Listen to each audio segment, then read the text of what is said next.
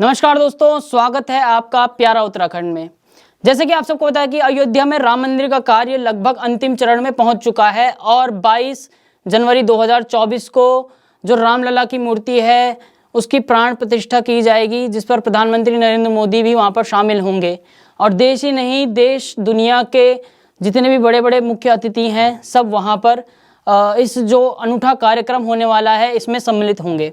अनुष्ठान से जो जुड़ी तैयारियां हैं, जैसे कि निमंत्रण पत्र लोगों को भेजना और उससे लेकर बाकी की जितनी भी तैयारियां हैं वो सब पूरे हर्षोल्लास और उत्साह के साथ अयोध्या में किया जा रहा है।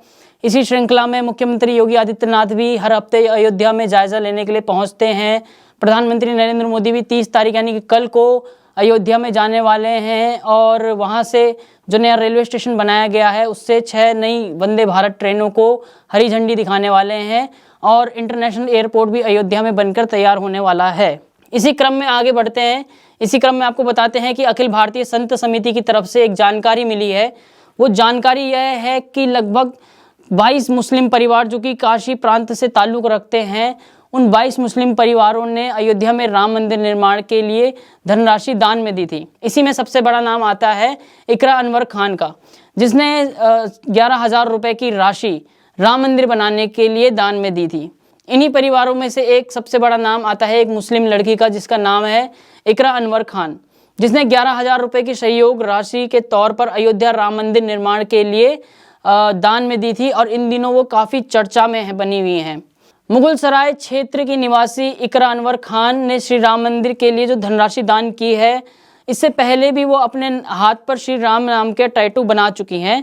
जब यह खबर आई थी सुप्रीम कोर्ट से कि वहाँ पर अब राम मंदिर बनेगा, इसके बाद जब वहाँ पर भूमि पूजन किया था प्रधानमंत्री नरेंद्र मोदी ने, तब जो ये इकरा अनवर खान हैं इन्होंने अपने हाथ पर श्री राम नाम का एक टेम्परेरी टैटू भी बनाया था। इस कारण वो काफ़ी चर्चा में आई थी उस समय।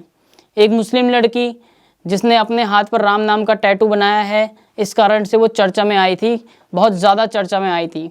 आपको बता दें कि जो इकरा अनवर खान है वो एक लॉ की छात्रा हैं और उनके जो पिता हैं वो भी एक एडवोकेट हैं। जो इकरा का भाई है वो वाराणसी में एक जिम में ट्रेनर के तौर पर कार्य भी करता है। राम मंदिर पर फैसला आने के बाद इकरा ने एक टैटू की दुकान पर जाकर अपने जो हाथ है, दाहिना हाथ है, उस पर श्री राम का टैटू भी बनाया था, जिस कारण वो सोशल मीडिया पर बहुत ज़्यादा वायरल हुई थी। इससे पहले भी इकरा सीएए के समर्थन में टैटू भी बनवा चुकी हैं, मगर इसके बाद जो राम नाम का उन्होंने एक टेम्परेरी टैटू बनाया था उससे वो कुछ ज़्यादा ही चर्चे में आ गई थी। इकरा बताती है कि उनके घर पे भगवान गणेश, लक्ष्मी, कृष्ण और शिव जी की मूर्ति है जिनकी वो पूजा भी करती हैं और उनका मानना यह है कि उनकी जो संस्कृति है वो सनातन धर्म पर ही आधारित है। वक्त के साथ साथ अलग अलग धर्मों में भले ही बढ़ गए हों, लेकिन हिंदू धर्म में उनके परिवार की पूरी आस्था है, ऐसा इकरा का कहना है। इकरा अनवर खान एक मुस्लिम लड़की है और एक मुस्लिम लड़की होने के बाद जिस तरह से उसने भगवान श्री राम का टैटू अपने हाथ में गुदवाया था और 11,000 रुपये की धनराशि श्री राम मंदिर बनाने में दान की थी, ये सिर्फ पहली मुस्लिम लड़की नहीं है। हमने और भी एग्जाम्पल देखे हैं, जैसे कि आजकल सोशल मीडिया पर चर्चा चल रही है शबनम शेख की, जो कि हिजाब पहनकर मुंबई से अयोध्या तक पैदल निकली है श्री राम के दर्शन करने, श्री रामलला के दर्शन करने। वो अपने 2 दोस्तों के साथ 1600 किलोमीटर की जो यात्रा है मुंबई से लेकर अयोध्या तक की पैदल ही तय करने वाली है और इस यात्रा में लगभग वो 20 से 30 किलोमीटर हर दिन चलती है। सुरक्षा के मद्देनज़र सुरक्षा के लिए पुलिसकर्मी भी उसके साथ तैनात रहते हैं और अपनी वो पैदल यात्रा में अभी मध्य प्रदेश पहुंच चुकी है। तो जो ये हिंदू, इन दोनों ही लड़कियों से क्या सबक मिलती है? सबक यह मिलती है कि ये जो दोनों ही लड़कियां हैं ये एक मुस्लिम लड़कियां हैं और चाहे हिंदू हो या मुस्लिम हो, श्री राम, भगवान राम जो हैं पूरे भारत देश में एक तरह से एक इमोशनल कैरेक्टर पैदा करते हैं। जिस तरह से हमने देखा श्री राम मंदिर बनने के लिए जिस तरह से संघर्ष चला 1992 में, जिस तरह से बाबरी मस्जिद का ढांचा गिराया गया, उसके बाद सुप्रीम कोर्ट में यह बहुत केस लटका रहा और मोदी सरकार के आने के बाद इस पर सुनवाई भी हुई, राम मंदिर के पक्ष में फैसला आया।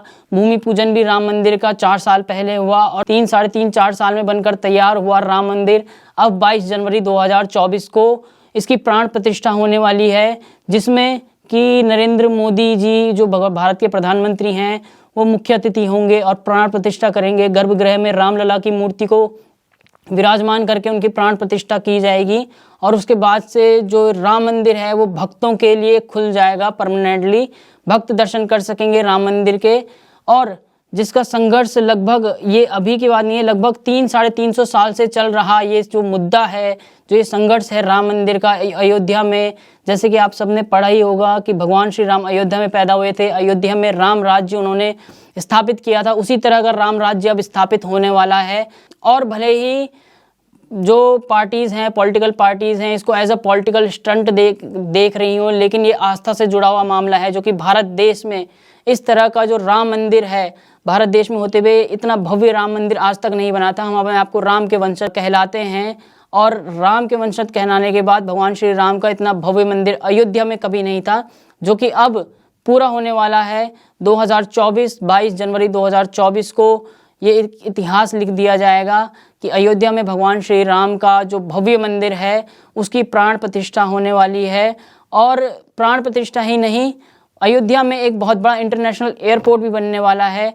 अयोध्या में बहुत बड़ा एक रेलवे स्टेशन का भी उद्घाटन होने वाला है, और जिसमें से प्रधानमंत्री नरेंद्र मोदी 30 दिसंबर 2023 को कल अयोध्या दौरे पर जाएंगे और 6 नई वंदे भारत ट्रेन को हरी झंडी दिखाएंगे।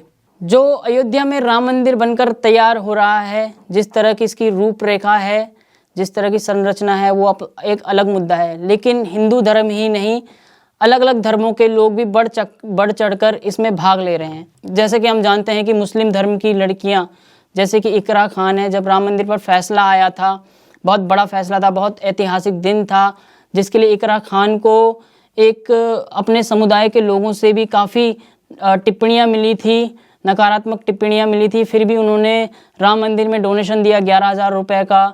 उसके बाद उन्होंने अपने हाथ पर श्री राम का टेम्परेरी टैटू भी लगाया।